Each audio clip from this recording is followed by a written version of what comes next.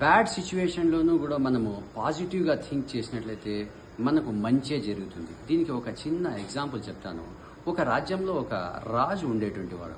అతనికి ఒకరోజు వేలు పూర్తిగా కట్ అయిపోతుంది. అక్కడ మంత్రి ఉంటాడు. మంత్రికి చూపిస్తే, మంత్రి చూడు నా వేలు కట్ అయిపోయింది. అప్పుడు మంత్రి, రాజా ఏం జరిగినా మన మంచి కోసమే అంటాడు. రాజుకు కోపం వస్తుంది. నా వేలు తెగిపోయి నేను బాధపడతా అంటే ఏం జరిగినా మన మంచి కోసమే అంటాను. ఫాట్ మని ఒకటి కొట్టి కిందకి జైల్లో వేసేయండి అంటాడు.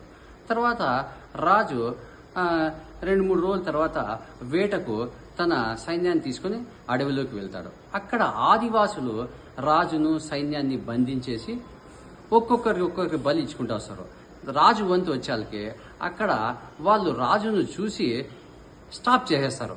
వద్దు, రాజును బలి ఇవ్వకూడదు, రాజులో ఏదో లోపం ఉంది అంటారు. ఏం లోపం అంటే వేలు ఉండదు కదా. సో అక్కడ లోపం ఉండే వాళ్ళకు వాళ్ళు బలి ఇయ్యరని.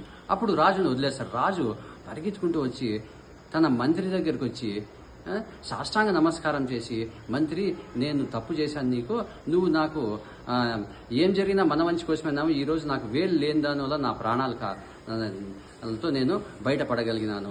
అయినా నేను నీకు కొట్టినాను, జైల్లో వేసాను, నీకేం మంచి జరిగింది అని రాజు అడుగుతాడు. అప్పుడు మంత్రి ఏం చెప్పాడంటే, రాజా నువ్వు ఆ రోజు నాకు కొట్టి జైల్లో వేయకుండా ఉండింటేనా నేను కూడా నీతో పాటు సైన్యంతో పాటు వచ్చే ఉండేది, నా పని కూడా అయిపోయేది ఉంటుంది.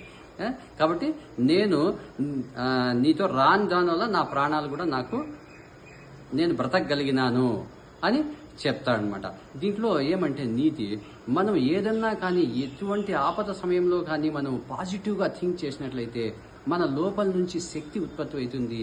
దాంతో రిజల్ట్ అనేటువంటి తర్వాత మనకు తెలుస్తుంది. కాబట్టి ఈ రోజు నుంచి మీరు మీ ఆలోచన శక్తిని మార్చుకోండి.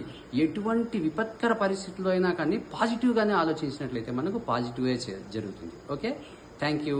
ఇటువంటి మరిన్ని వీడియోస్ కోసము నా ఛానల్ను సబ్స్క్రైబ్ చేసుకోండి.